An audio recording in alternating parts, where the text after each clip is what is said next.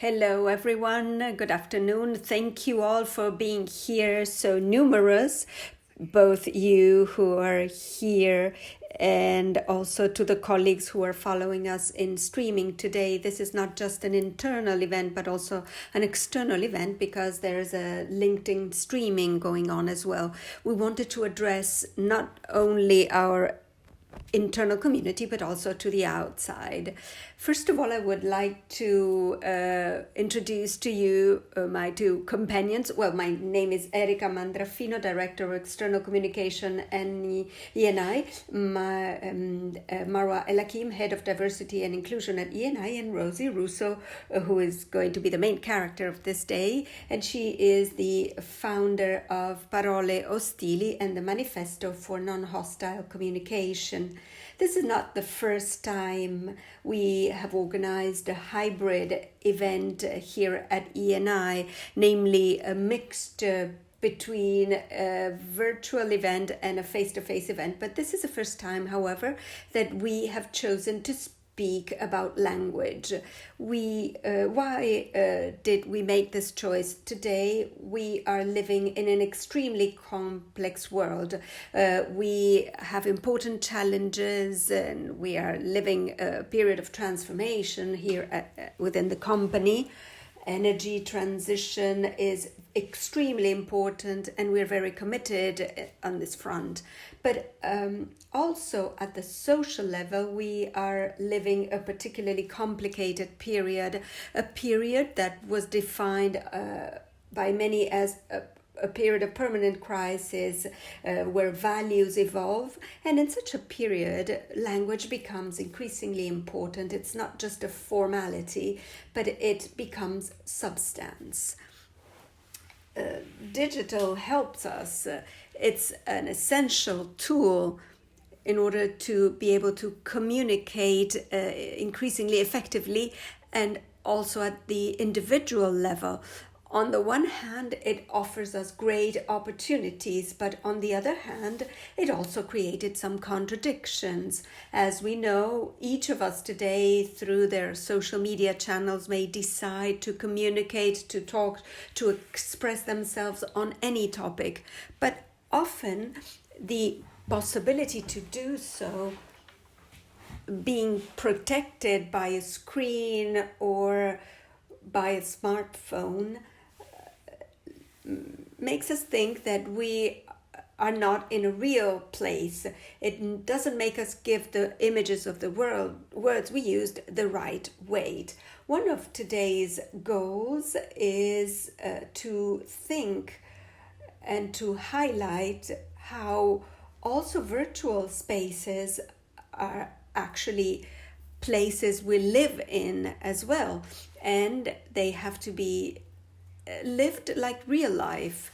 So what we say on a social account doesn't hurt less or have less weight than what we say in person.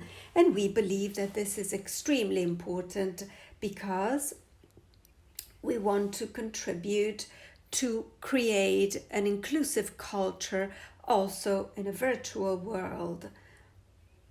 At ENI, of course, we have corporate instruments such as our ethical code or code of ethics, our zero tolerance policy that are an essential guidance. But we thought that today's event could give us a further instrument. Rosy will tell you in detail about the foundations of the manifesto, and I would like to briefly talk about my two preferred principles of the manifesto. Number 4, namely the one about listening. This is because I realize sometimes that I have to work on listening, so it's my weakness. Another preferred point of the manifesto, which is a strength for me, is number 10, namely silence. Because silence is a way of communicating too, and sometimes choosing to remain silent might be the right answer. I will now give the floor to Marwa, And I would also like to tell you that at the end of the event, there will be the possibility to have to ask questions if you like. Thank you, Erika. First of all, thank you for promoting this new event for the year. And we have welcomed ENI's signing of the Manifesto of Non-Hostile Communication because it allows us to take a step forward in addressing the issue of inclusive language, which is so important, and we have been focusing on it for the past few years with training and awareness raising initiatives. Today we can give initial feedback to those colleagues who participated in today's DI listening actions and that have highlighted how language used among colleagues still is a critical issue even within our context. The topic of language, as Erika pointed out, is as relevant as ever, and it's closely connected with diversity and inclusion. When we talk about diversity, these are the topics we are working on. We always made reference to our diversities as our unique characteristics, our uniqueness. And our uniqueness should be valued when we talk.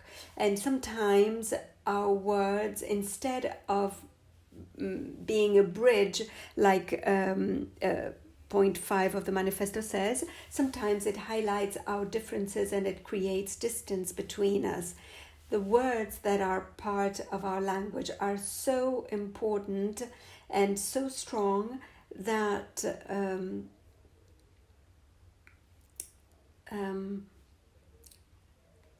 they are something inherent about us. They are part of our personality, about our relationship with others in and out of the office. So words represent us, and they represent what we do and how we do it. I'm referring to point 2 of the manifesto that says, you are what you communicate.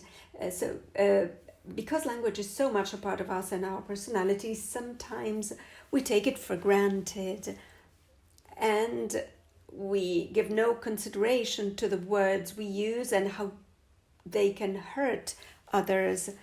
Choosing the wrong words may come across as jokes, remarks, or compliments that are not appropriate for the context we are in. So we have to work more for these comments not to be microaggressions that convey judgments and misconceptions, the famous unconscious biases we always talk about. So we have to take into consideration inclusive language as one of our goals we must work on with daily awareness. We must not hide ourselves behind now we can't say anything anymore, or we can't talk, we can't even make jokes anymore. The manifesto says so too. Ideas can be discussed, people must be respected. So we just have to work on making an effort of conscious choice to strengthen the words, the environment we are living in, and also improving our sense of belonging, like Erika said.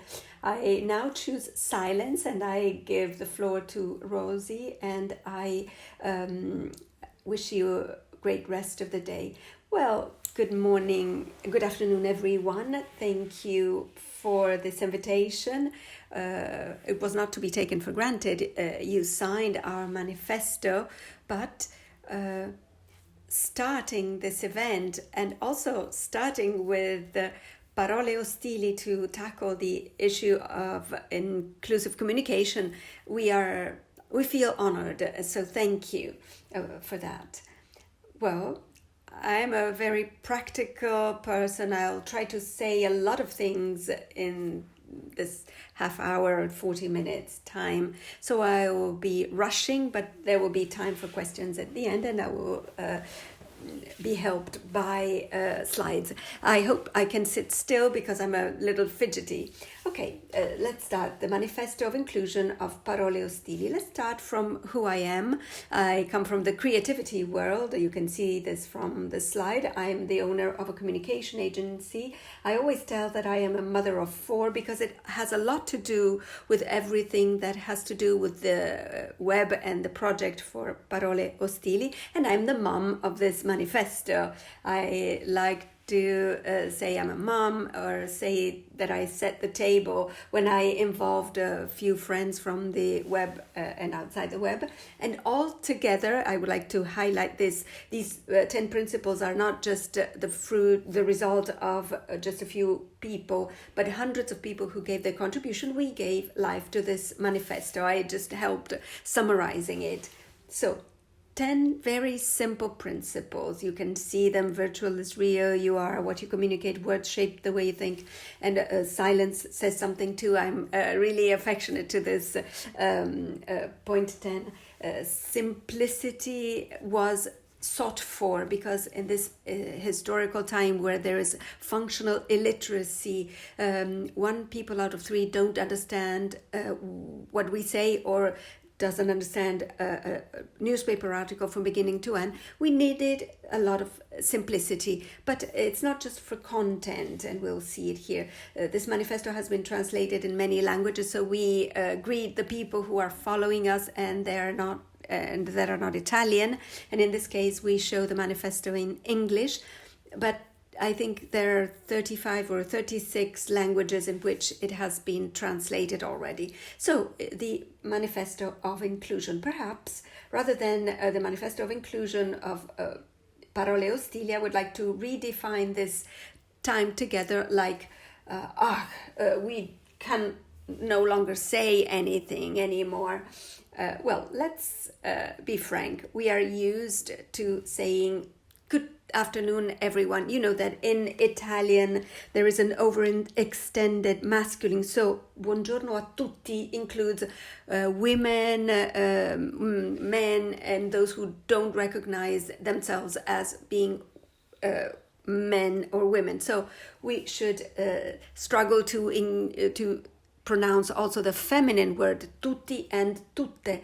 And some propose tutto as well. So, buongiorno a tutti, a tutti, a tutto. The first time I greeted people this way was at an archigay course on the manifesto.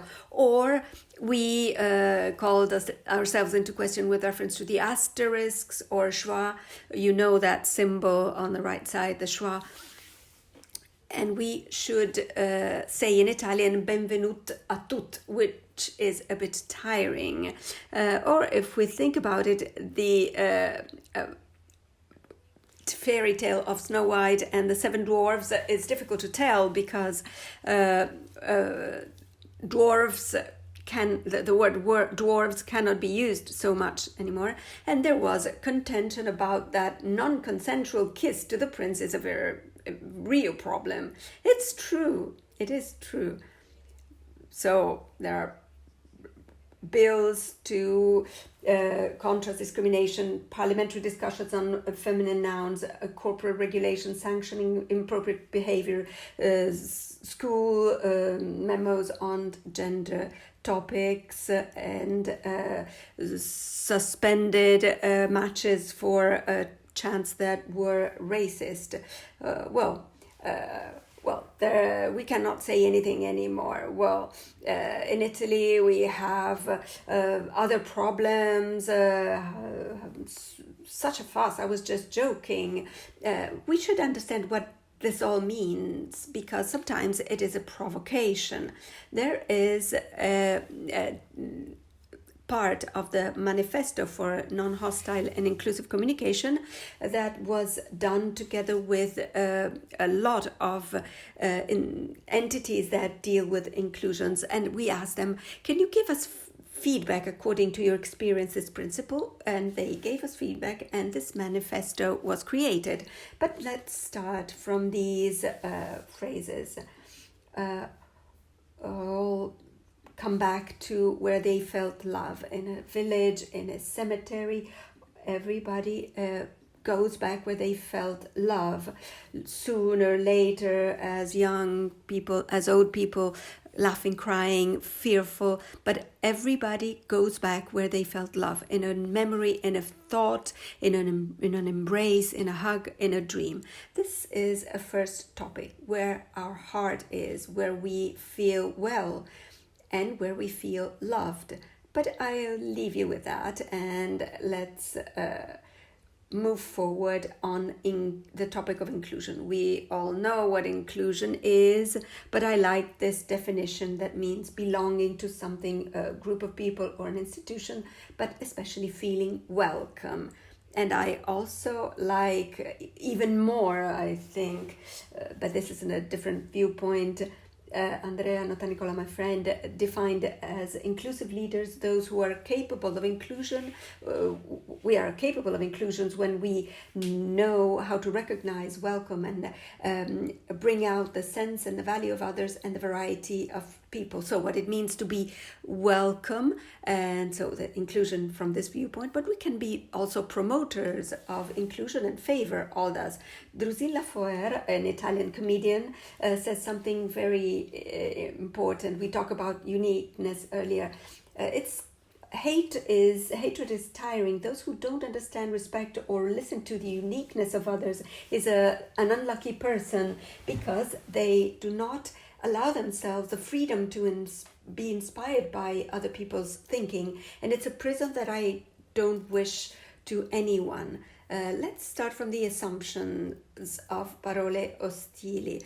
So the first thing about inclusive language is that relationships are the heart of our lives. The first thought we have in the morning is towards a person. Maybe we are angry at that person, but this is our thought. And maybe the thought before we go, the last thought before we go to sleep. Every relationship requires time, care, and attention. And here we struggle a little bit, because our days, working days and not working days, how much time do we have to take care of our family, professional relations?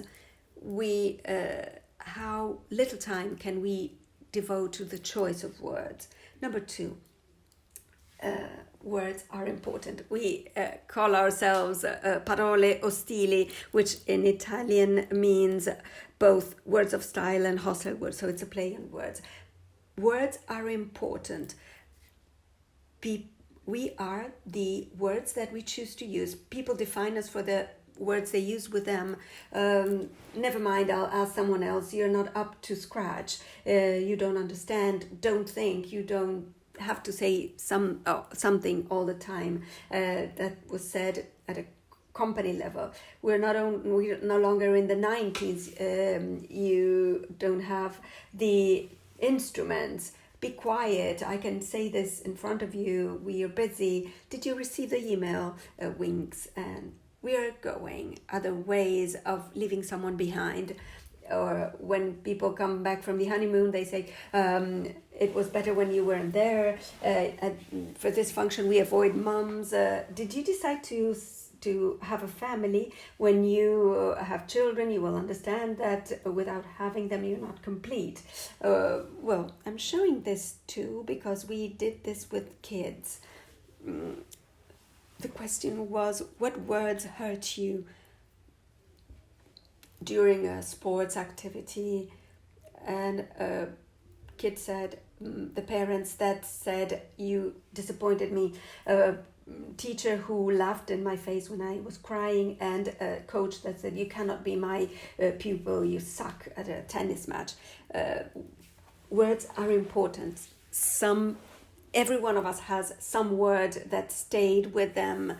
Maybe a parent that said to them or to us, you disappointed us, and you spent all your life trying to prove that you're worth something. And then words are not ever just words, because they bring together with them the history of each one of us. The problem is that we don't know everybody's story. I'm talking here to you. I'll give you some examples. Some will smile, some will become sad because it's part of their story. And this is the great unknown. And so this is the sensitivity that we have to increase. We have to realize that on the other side, there's someone we don't know. Number 3, wow. The third assumption of Parole Ostili is wow. What is the web? We're saying everything about the web. It's technology, meeting, etc. But it's also body shaming, revenge porn, etc. Well, Parole Ostili is working to continue to keep this web as a nice place. We are the antibodies. If we live it well, we can make a difference. But living digital is not a natural thing. It requires education and culture.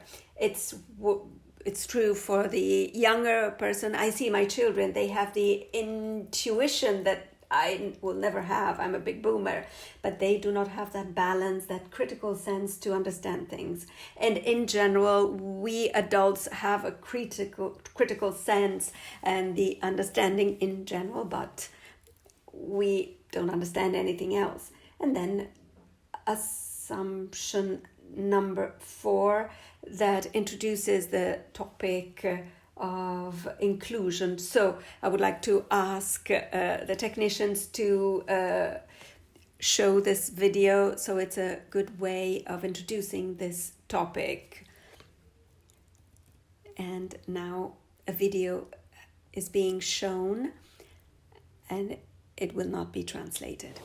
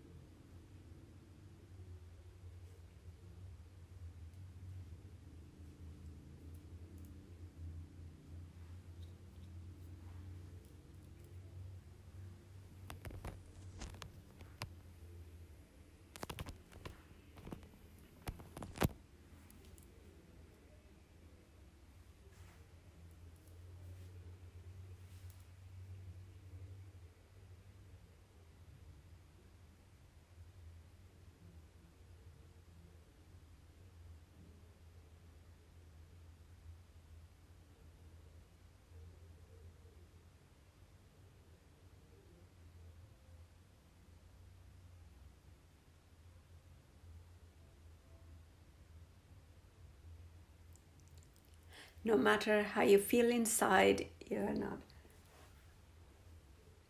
Here we are. I would like to introduce the topic of inclusion with this video that very sweetly, in my opinion, tells us how each one of us, in the end, nobody's normal. We're all different and we struggle hiding. We try to wear somebody else's clothes, but then it's good to discover ourselves in our diversity. And I think that one of the biggest challenges, once we have understood all this, is this one. This image tells it very well. The fact that we are called to give to others, not everybody the same thing. They say that it's not shown. Sorry, that was the image I was talking to you about. So what is the greatest challenge? Not giving everyone the same thing, but being able to give each one what they need. And this is in all walks of life. Talking about inclusion makes us talk about distance in some way, because we're different, because there are a lot of distances among us. I come from Trieste in the northeastern part of Italy, so this would be enough of a distance. There are measurable distances, kilometers, days of vacation, anything that's measurable, but there are also distances that are not measurable. And for these topics, to try and welcome others, these are the most difficult ones. So the intensity of a feeling, the greatness of a dream, the depth of a relationship, the weight of a mistake, the courage of a choice, the risk of being marginalized, the experience of fear, the powerlessness faced with other people's pain, time that accompanies me to death. These distances we're not able to measure. And what is the unit of measurement if we want to include all this? Well, I will tell you what the unit of measurement that Rosy proposes, but well, I like to think that is as much as possible, the most that we can give.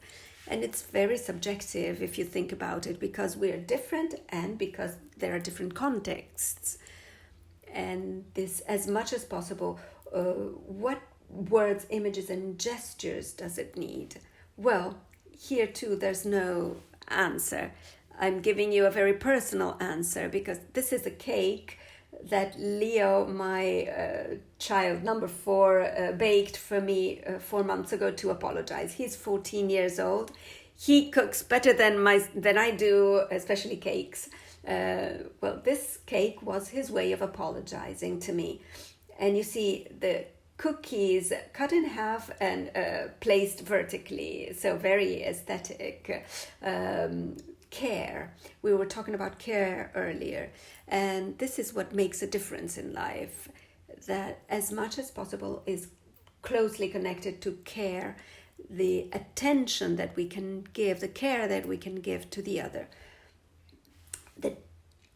Those who bridge gaps, bridge distances, and crosses distances make the difference. This is a very good, very beautiful image. It won an award. A Syrian woman going back to her ramshackled house to recover her children's toys. Or there are other types of distances, for example, gender gap. There's an estimate that says that we will be able to bridge the pay for men and women, to have equal pay for men and women in 2277. Or there are generation gaps. From a digital viewpoint, these are the generations. So we have baby boomers and Generation X, millennials, Generation Z, Generation Alpha. Generation Alpha is the generation that touches tablets before they touch pens. We see them in their prams with a cell phone or with a tablet. I'm proudly Generation X, so half my life with a cell phone and half my life without one. For my children, I'm a boomer or baby boomer, and we laugh about it, but every generation has its history and its experience. And in many situations, also at E&I that is so big, sometimes we struggle understanding each other because there are different ways of life. So this is cringe. We know what cringe means. It means embarrassing. My children often tell me, you are cringe. It gives rise to embarrassment and discomfort in those who observe. So great shame. Or for example, just to make you laugh, they say, Mom, you cannot put that emoticon with the 2 tears. It's just not used. And they said, use the skewed one at most. And then they came to me and the younger one says, you have to use the skull because you die of laughter. So you have to use the skull. I will never do that. But we laugh about it. And in all this, we also ask ourselves, how are we doing? Where are we going? As Erika was saying, we are in a perma-crisis, in a prolonged period of crisis, a prolonged period of instability and insecurity. Why? Well, let's leave aside COVID. There's another way of COVID, but we're fed up with it. And the Third World War, the energy crisis, we have hail destroying our cars in 2 hours' time, etc. Well, we are living a change of age. We have to be aware of not a change era in a change era, many things happens, but you can give a name to each of them, but somehow you have some sort of solutions. You get the flu, you take Tylenol, and it goes away. COVID arrived and we didn't have anything. And all this epoch change is really tiresome because we don't know how to react to these things. It's as if we were practicing sports every day, and it's energy draining. But think about it another way. It's beautiful. We are at a historical time when we are able to have an impact on future ages because we are writing history. And then there's hate, online and offline. Offline becomes offline. At Capitol Hill, from a Twitter account, we have 7 people who died. Then we have insults of all kinds, from politicians to people in the show business. I won't enter into the details. And we have the children as well. This is a chat group of 14-year-olds. We work with schools a lot. Mostly they call us to try and solve problems connected with children's chat group. Kids are given cell phones at 8 years of age, but they're never given rules. So there are problems ensuing. As Martin Luther King said, maybe you are not responsible for the situation you find yourselves in, but you will become responsible if you don't do anything to change it. And so 7 years ago, together with many friends, we said that we are not... we're not doing this. And then it's a manifesto that was translated into 35 languages. It was signed by 450 municipalities, 250 MPs and companies, etc. You can see the mayors signing the manifestos, Pope Francis, football teams, and we have a lot of students involved in this project and material with which we work. And these are the sectors we are present in. So there's inclusion, and every principle in its simplicity, it has a keyword, it has a dimension in communication, and it's declined in the various sectors. For example, for children, the web is not a game, it's a serious place. There's for sports world and for the world of inclusion. So virtual and real, principle number 1, it becomes I communicate on the web the way I do in real life, respecting people's fragilities and viewpoints and strengths and weakness. We could have an analysis of principle number 1 for 5 hours now, but we don't have much time. Please tell me when we are finishing time. I chose 3 or 4 principles. We cannot analyze them all, but let's try and enter into the magic word of Parole Ostili. Principle number 1, virtual is real.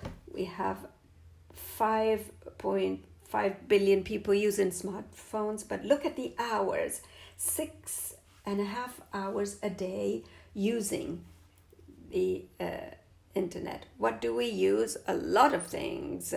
These may be the most famous ones. Maybe some might not know TikTok. There's no Be Real here. Does anyone use Be Real here? No, you're terrible boomers. Oh, one person. Okay. Be Real is the new frontier. You get a Be Real and you take the phone and the double camera. It takes a picture of yourself and the other person. You may be in the bathroom, at a meeting, etc. And sometimes I attended meetings where someone said, "Oh, sorry, I gotta be real." Okay, let's move forward. So virtual is real. I put this slide because it's a bit strong and it has sensitive context.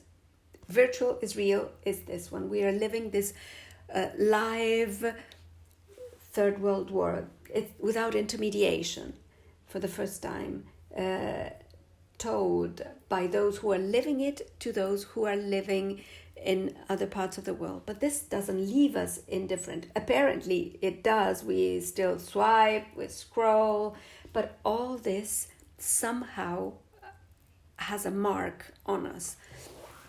And with virtual is real, we have to understand this difference. Despite the COVID period really made us understand a lot about virtual is real, there is a sharp distinction between young people and adults. For me, virtual and real are two bubbles that may overlap or are touching each other. So I learned that many things happen on the web and they are real, but for my children, if that piece of news arrives because a friend of theirs rang their doorbell, called them on the phone, or they find it in the WhatsApp group chat or on Instagram, it's absolutely real. I'm not saying it's right or wrong, but we have to be aware of this. Parole ostili works on our keyword awareness, realizing that gender gap, these are the clashes that happen.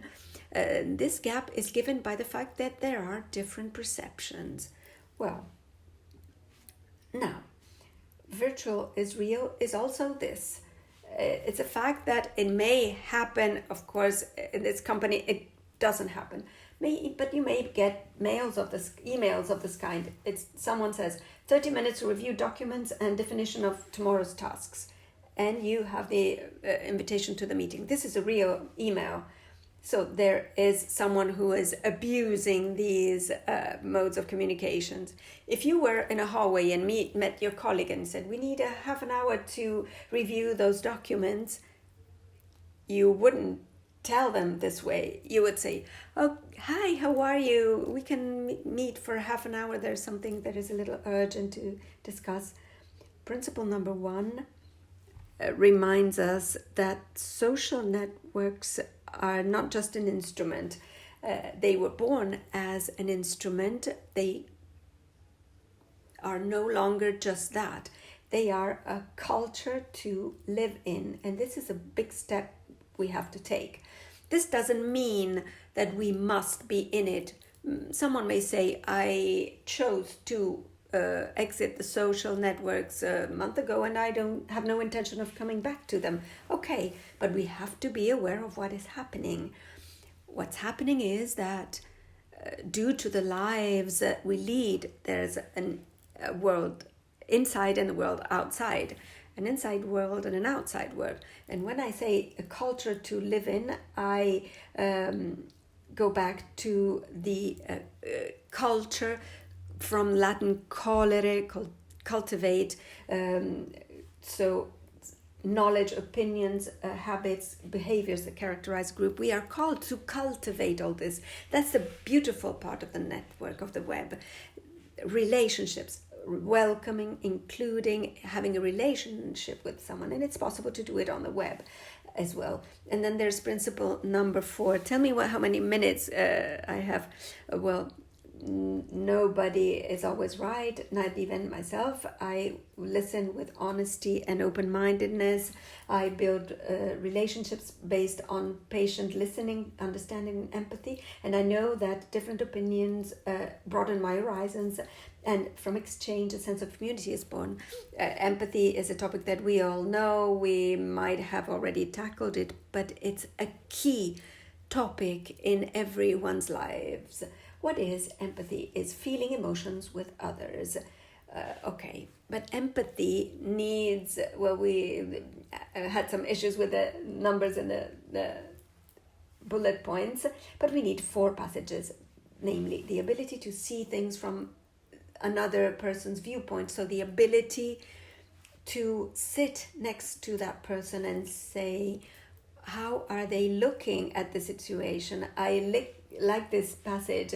In order to teach Latin to Giovannino, it's not enough to know Latin. You especially have to know Giovannino.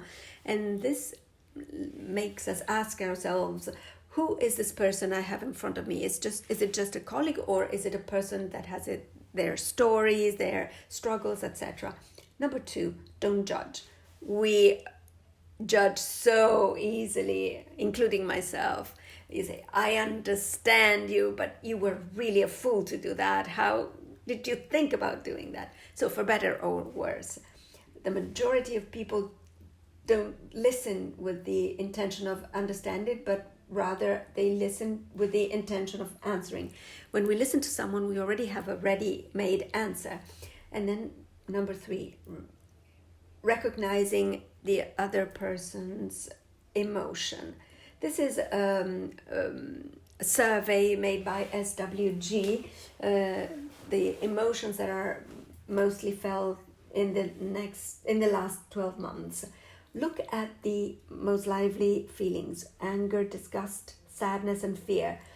When you have people in front of you, and well, in this audience, among the feelings that we live the most, there are these feelings, these emotions. Maybe we're an exception here, but these are objective data. So, with reference to emotions and to explain to you this principle, I would like the technicians to show this video from inside out. It's wonderful. And a video is being shown, and the video will not be translated. It's a video from the cartoon film Inside and Out.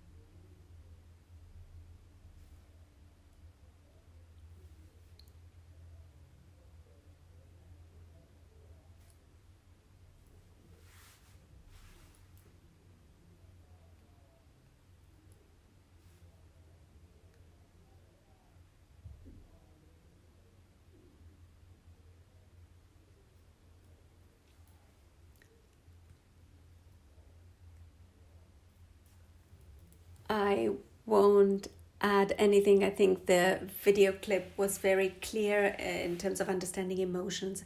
And then there's this last point, communicating it. If we do all the rest, we sit next to the other persons and we listen, but if we are not able to communicate to that person that we understood, this is not empathy, because the circle doesn't close. That person will never know. This is the most difficult part. It may be a note, a word, a hug, that opens up pathways in relationships that are huge. Remember, communicate what you understood. Okay, I have my last 5 minutes.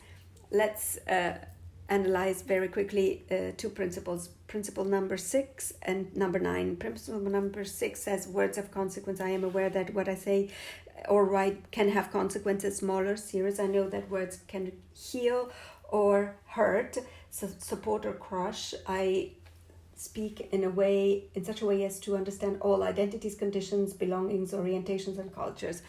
The key word here is sensitivity.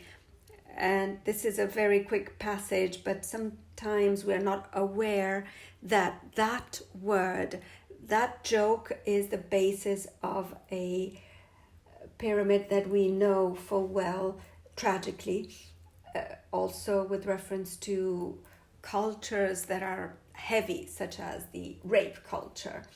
And we may say, well, it was just a joke. Well, it was a sexist joke. And then there's this escalation. There might be discrimination, catcalling. So when you're on the street and somehow there is some catcalling, or there are comments made on the way you walk, the way you dress, and then there's harassment, abuse, and then there's this escalation to reach something else, because word shape thoughts. And then this principle reminds us how to improve relationships. Many other things could be said, but how can we improve relationships? This is a principle that makes us think about feedback as well. What is feedback? Feedback is giving back. Okay, but in what way? It means giving back to someone what it's theirs. It's not just say what I think, but trying to give someone or letting someone know that thing of yours reached me or didn't reach me. That's very deep. Look at this. This is an email that I think is a positive feedback. Hi, Elena. Thank you for the documents you sent me. I took the time to read them carefully. Excellent work. I just noticed one thing. You used the Google Drive document that was before the last meeting, the one from 2 weeks ago. Next time, can you use this one so that we are in tune? Thank you, Enrico. So I'm telling you everything is good. Actually, you did something wrong. I am telling you that, but with a positive prospect, because I'm also saying how we can come out of all this. It's details, but these are those details that in everyday relations are very helpful. And then there's a difference between feedback and gossip. Feedback, let's remember, it's only when that piece of information concerns the person to whom the feedback is addressed. Whereas gossip is when one talks in the third person and when it becomes a discussion among more than two people. It's not a feedback or a giving back of something of yours. It's a comment. And sometimes gossip make a relationship toxic. And then this principle brings us to triggering. She's good and she's also a mom. And now I'll explain it to you. What did you say your name was? It was just, well, this is terrible, not voluntarily not remembering people's names. You're all over the place now. I'm not a male chauvinist. It was just words. This is the last video from Perfect Strangers, Perfetti Sconosciuti. And this is a clip. And I asked the technicians to show this video clip. The video clip is not going to be translated.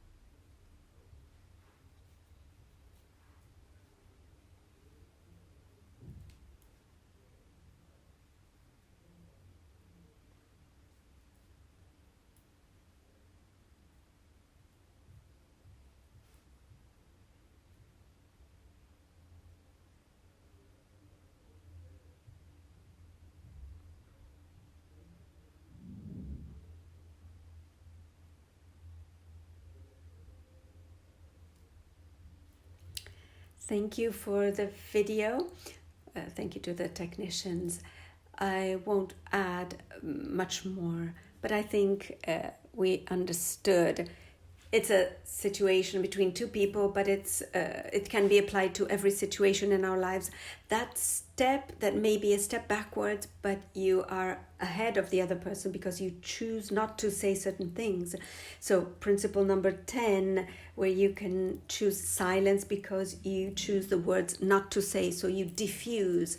You will go back to the topic, but in a different way, because you're not angry, because you're not vengeful, or you bear the emotions of the moment. And then principle number 9, the principle for hate speech. You know that there are categories that are hit by hate speech: women, migrants, Islamic people, disabled, homosexuals, Jews, and LGBTQ plus people resigned to escape harassment. 81.3 persons that are homo and bisexuals had microaggressions at the workplace. Microaggressions are comments, actions, or subtle attitudes that communicate negative messages or bias towards people, if it's systematic and intentional. So, for example, a pinch may not hurt, but 100 pinches will make the skin red. Who's the man and who's the woman? You a lesbian? I have a lesbian friend I can introduce to you. Why are you crying? Don't be a pussy. You're too young to understand. Are you sad? Why? Don't think about it. Or daily sexisms. Can you give us some coffee? But I didn't mean that women cannot be touched even with a flower. I go towards the end, and this is Maya Angelou. This is a quotation.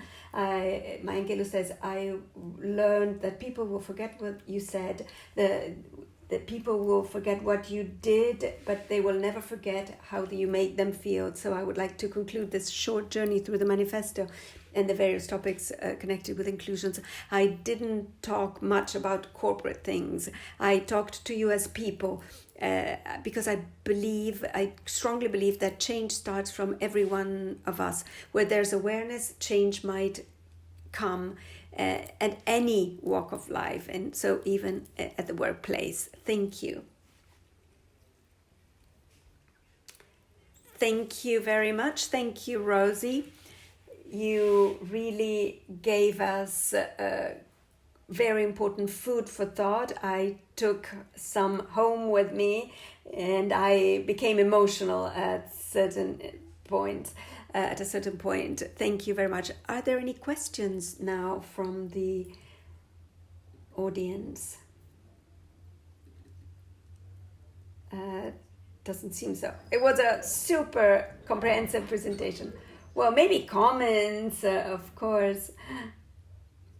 I explain these things to you, but I don't have the answers to the world's problems or everybody's problems. But if anyone might want to comment on certain things they agree with or don't agree with, I'm here. Here, there's one question here. Well, simply a remark. Everything was very interesting, of course. And of course, we take a task home. Some tasks are very easy. For example, difference between feedback and gossip. Others are more difficult. Experience, training, and change perhaps has to take time. Of course, there are certain things for which a lifetime is not enough. So we count on the new generations. I noticed when you showed Generation Z, X, etc., there was a generation that were very inclusive. So we count on them. So let's hope for the best for the future. I just wanted to say that. maybe people among you who have children can witness this. Young people don't need training on inclusion. They are the ones that scold us or remind us about things. They have an open-mindedness that we don't have, but because we have a different story, a different history. I have a question for you, Rosy. Within the company, we had a chance to think about our zero tolerance policy. And something that I was struck by is that colleagues said that we all asked the same question. So I would like to take advantage of your experience in this field. I would like to ask you, how can we not lose our uniqueness in trying to be inclusive?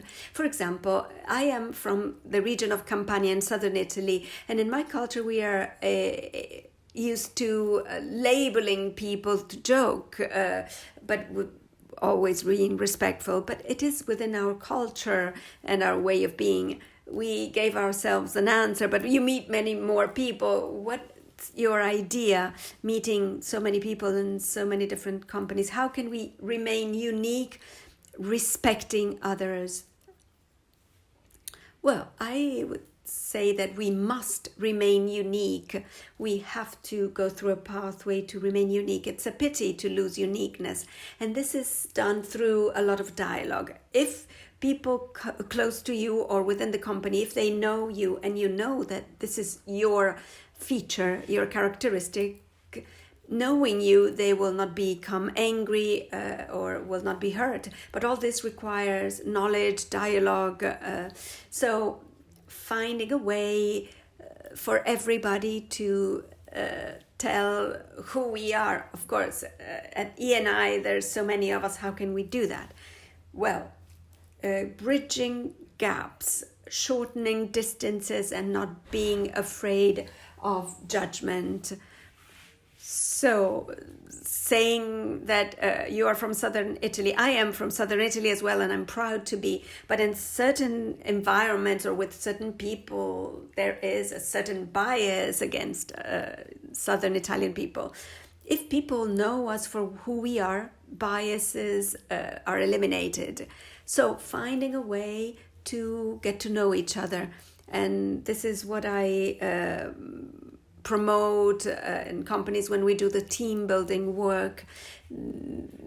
There should be modalities to get to know people. I didn't say much, I know, but it's just one way. I just showed you one way. There's no general recipe. One enters into situations and stories, but let's not lose our uniqueness. We should be proud. We shouldn't be flattened. There was another one there. Go ahead. Just a remark on how to improve. Everything we said so far made me think about a method that is already there. For example, you come from Trieste, you know the Barcolana boat race, sailboat race. It's about to happen. Sailing is a very inclusive sport. As soon as you get into a boat, you don't have any academic titles. We're all friends. We're all at the same level. Trying to use some communication method within the company that calls to mind sailing, it might be helpful, like treating each other informally. And this breaks barriers, because inclusion means to break barriers. In Livorno, in Tuscany, it says that the sea unites what the land divides. Maybe we could have some food for thought from sailing to help us improve. Inclusion meant in this sense, because it's easy during meetings to be angry, nervous, etc. But also being able to joke could be helpful to break those barriers. And going back to what the colleague from Campania was saying, we Tuscans are a bit more joking, but always in a way that tries to break barriers somehow and be more inclusive.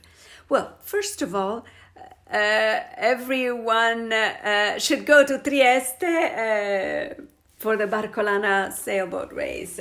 It's let's all go together to, we should not lose our creativity. It can be sailing, it can be something else. We need a little bit of creativity also within families, because routine kills everything.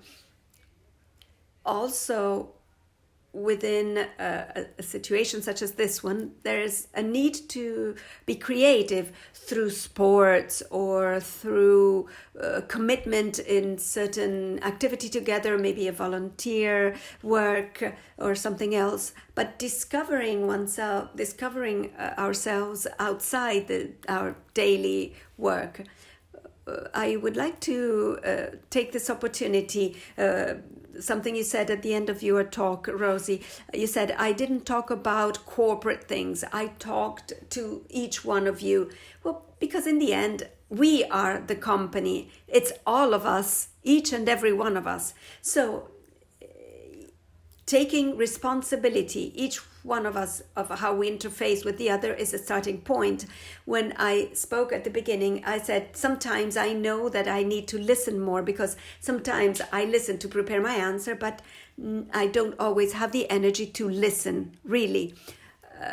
So if I started truly listening myself, I would start creating a virtuous flow around me, etc. So something that I take home with me is that each one of us must take responsibility in real life and in virtual life, responsibility to give a contribution also from a language viewpoint. There was a question from here. Yes, Gloria.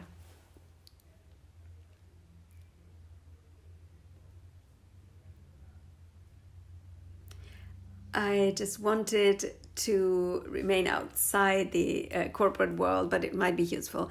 When the two messages in the kids chat groups and you say we give them the means, but we didn't give them the instruments. With kids, it's not always easy to speak.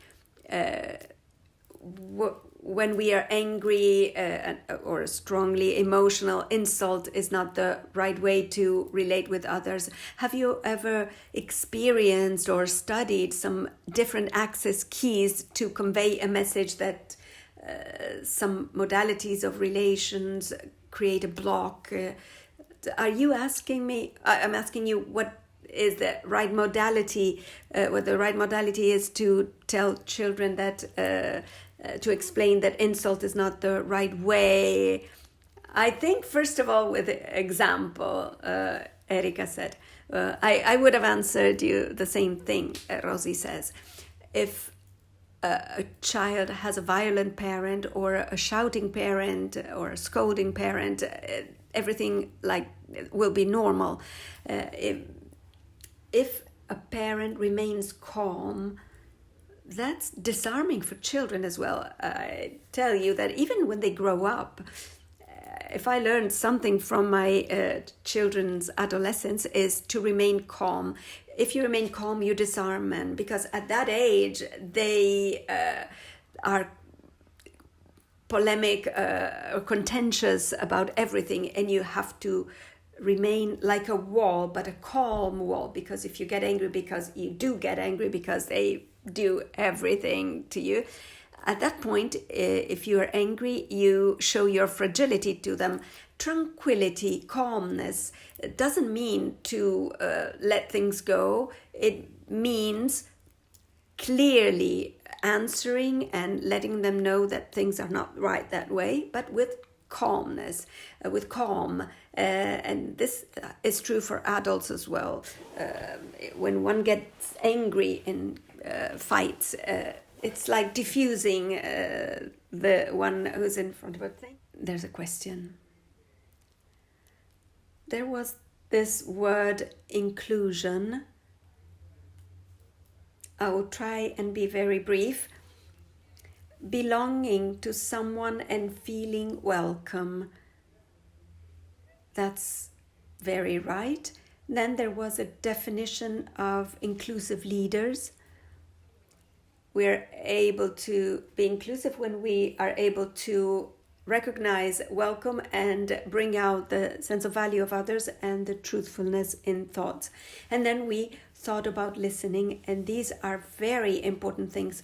Welcoming, feeling welcome, and I would like to highlight this with a term that is dear to me, acknowledgement, both within the company and outside the company, within the family, with children, with others, with diversity. I apologize for taking your time. I think that acknowledgement is very important, both within the company and outside, and it's cross-cutting through generations. Acknowledgement, acknowledging among colleagues the work done by colleagues, or between boss and colleague. Thank you. I wanted to conclude with this word. Thank you, and thank you for your comments and your participation. Thank you, everybody.